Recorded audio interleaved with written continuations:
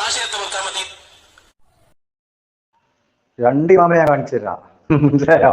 രണ്ടെണ്ണം ഒന്നാക്കണ്ട. ആദർശ മുന്നേറ്റം നിർത്തി, ഞങ്ങൾ മുമ്പ് കാണിച്ചു തന്നിട്ടുണ്ട്, ഇത് നിർത്തിയിട്ടില്ല. ഒന്നും കൂടി ഇപ്പോൾ കാണിച്ചു തരാം, മനസ്സിലായോ? എനിക്കിപ്പോൾ ഇജന്നേക്കാരപ്പോൾ ഏറ്റവും വലിയ തെളിവ്.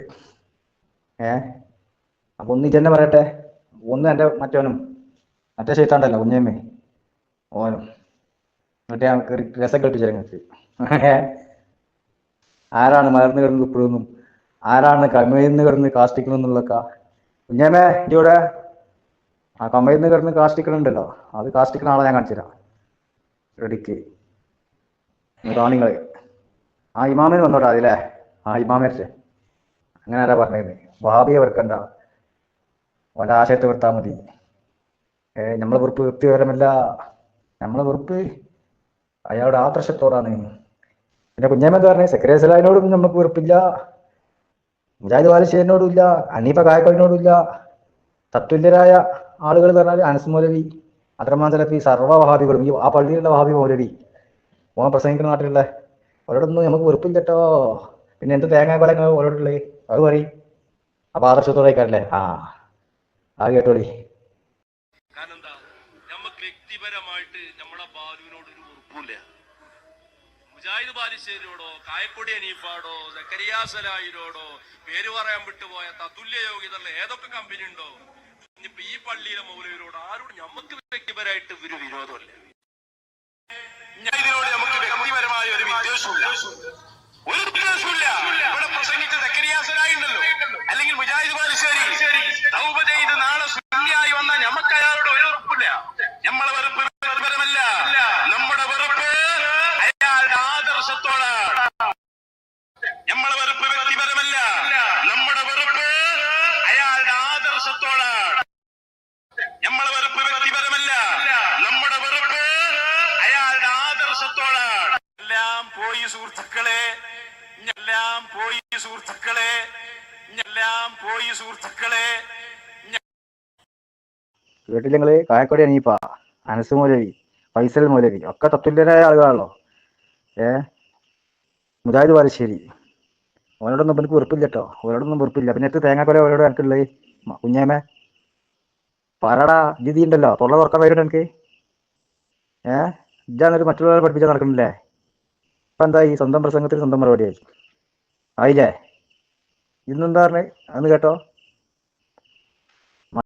സ്വന്തം പ്രസംഗത്തിന് ആരാ സ്വന്തം മറുപടി? പറയിപ്പിക്കണ്ട വിദ്വാനെ.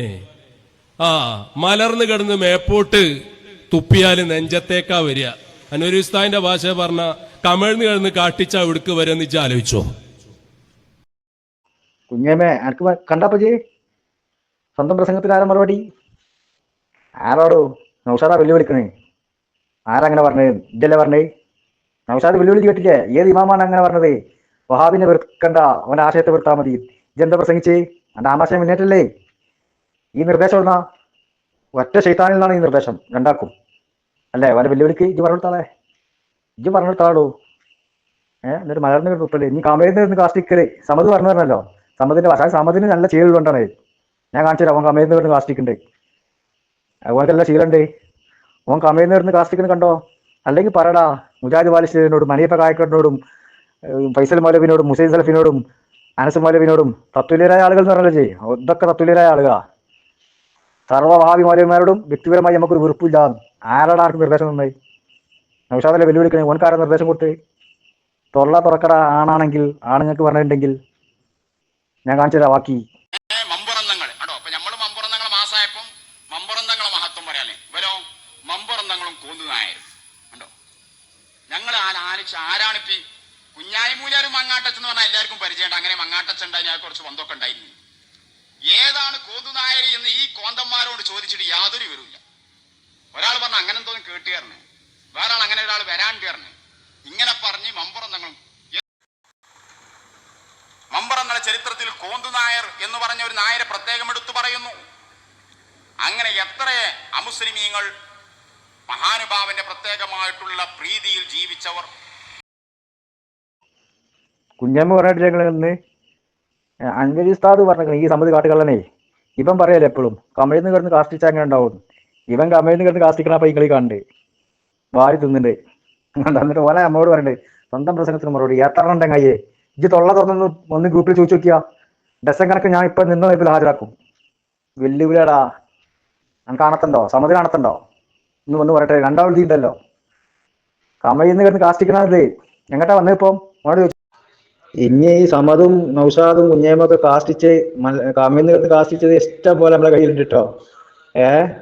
കുഞ്ഞേമേ ഇഷ്ടം പോലെ ഉണ്ട്. 1, 2, 3 അല്ല. നിങ്ങൾക്ക് അതിനെ പണി, ഈ ചങ്ങായിക്ക് അതിനെ പണി, ഈ സമതിനെ. അതുകൊണ്ടല്ലോ അവർക്ക് അനുഭവമുള്ള ഗുരു. അതുകൊണ്ട് അത് ഞാൻ ഓർമ്മ വന്നേ. മലർന്ന് തുപ്പിയാല് എങ്ങട്ടാന്നൊക്കെ എല്ലാവരും പറയുന്നുണ്ട്. കമയിൽ നിന്ന് കാസ്റ്റിച്ചാൽ എങ്ങട്ടാന്നില്ലേ സമുദ്രം ഇവിടെ ഉണ്ടാവും. ഓനത് ചെയ്യുന്ന ആളേക്കാരം, ഓൻ അങ്ങനെ കാരം ആ ചെയ്യല്. അതാണ് ഇപ്പൊ ഈ കണ്ട്